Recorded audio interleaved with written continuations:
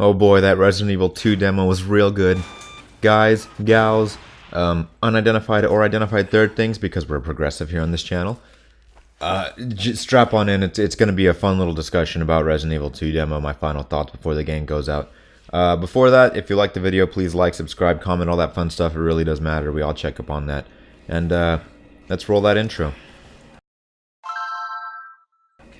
Oh man, so the Resident Evil 2 demo I'm really excited about. After I played it, I played it with Harley here, and he had already played it and beat through it, so I wasn't completely lost. But oh man, I'm so happy that they just gave the first 30 minutes of the game. It's not like a cut through snippet where yeah, this is soup, like we're only showing you the best of the best. It's like the first 30 minutes, and that was just fabulous. It really sets the tone. I was really happy with what I was able to experience in that short 30-minute demo. I actually ran the whole thing in a couple minutes, and then it's not too bad in turn, like difficulty. It's not hard. It's not hard at all. I was really happy with how it turns out. Because you actually have enough time to basically, you can finish the demo in like 10 minutes, and then when you pause, when you beat it, it doesn't stop your time. It allows you to jump back in for the remainder. So for quite some time, I just explored. As soon as I was, Harley told me, wait, don't go through that door. It's going to prompt the end of the demo. I kind of just turned around and I went exploring. I found some stuff, little knickknacks here and there. There's some little cool stuff. You know, if you have a keen eye, you can see that some assets are reused from Resident Evil 7, changed in size here and there. It's really cool. I'm really excited from what I saw, but I really can't stress enough that horror games, they have this underappreciated element where, you know, they pull on, like, you just rip out your brain, and they're like, yeah man, this isn't a movie, you got to interact with it. You can't be scared. In a movie, you just sit there in a chair and the horror just rolls, and you can, like, whoa, my god, that's horrible, and like close your eyes for a second and look back if you're a real coward. Which, I've never been a real coward. In fact, the job I have that I will never disclose has a lot of crazy nonsense along that line as well, where, you know, some people are like, oh my god, that's messed up what they're seeing. But like, even so, when it comes to gaming, you know, you can't not go around that corner. You gotta go around that corner. Like, to continue the game, you can see a shadow, you can see a tentacle dangling, a body hanging from like the dynamic lighting physics against the wall that you're about to approach. It's all this really interesting stuff that I think is just fabulous, and I really tip my hat off to horror games and developers and writers of horror games that are able to really pull on the strings of the mind when it comes to setting up stuff like that really forces you to go.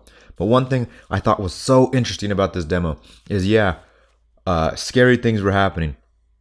Yeah, it was dark, but not too dark. It had fog, so it had like steam. It had things that like still made it hard to see without relying on like total pitch black that you like, I cannot see, and that's why it's scary. But it's not actually scary. My mind is filling in the gaps of what could be scary, which I mean is cool. But when you have stuff like fog, you're like, I legitimately can't see behind that. I don't know what's beyond the point. It's right in front of me, but by the time I jump in, I'm already in the sauce. It's not something like I can't see, so as soon as I enter the room, it's going to be illuminated and I can see the boss across the room. No, it's like, man, like, it's still, the fog is right there. I'm going down the hallway.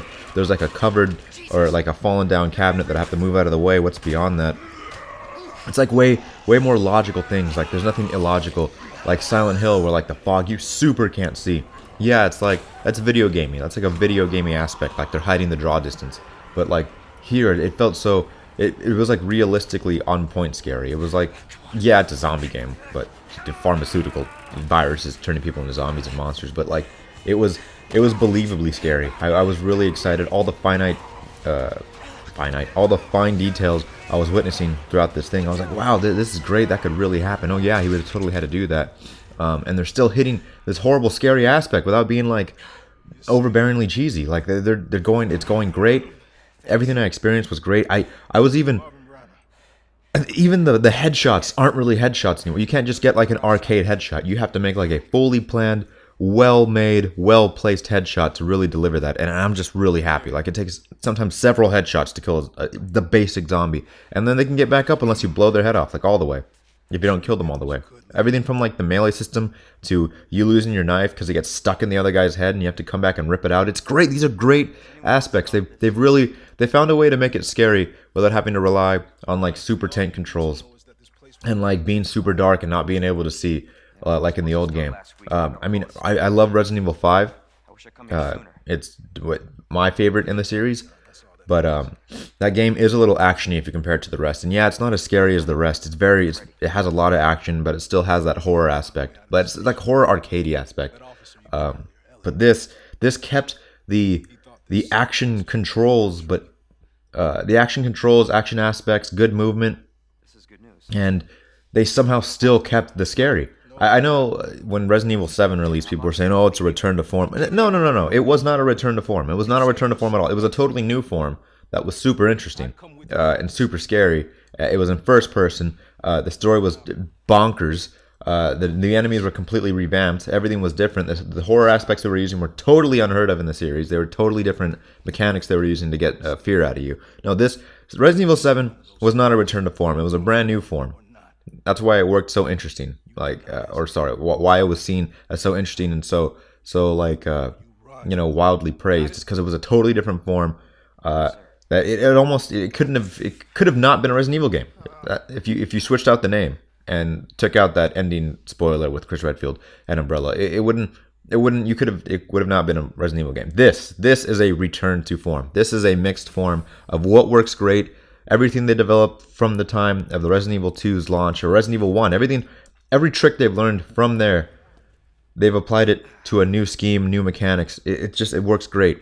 I'm really excited for it. This is the real revamp of Resident Evil. This is the real true return to form. This is what is going to make the series special. This is going to be the shine again. If Resident Evil 7 brought Resident Evil out of the darkness and back into conversation, Resident Evil 2 is going to be the game that skyrocket back in discussion on Resident Evil being a heavy hitter, like one of the great lineups, one of the beautiful forays that makes gaming. I'm really excited for it.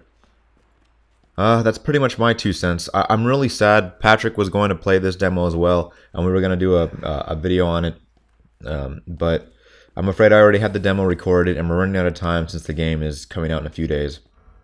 So I'll let you guys know. I'm going to pick it up 100%. I know Harley's also going to pick it up, but he's got a full palette plate. He's going to have to play Resident Evil and then Kingdom Hearts and then Devil May Cry's around the corner, and then after that Anthem's not too far off, and I think everybody's going to skip Crackdown. I don't know. It's going to be crazy. But yeah, if you like the video, like and subscribe. I can't. It's just great. Great game. It's just a great game. Go buy the game.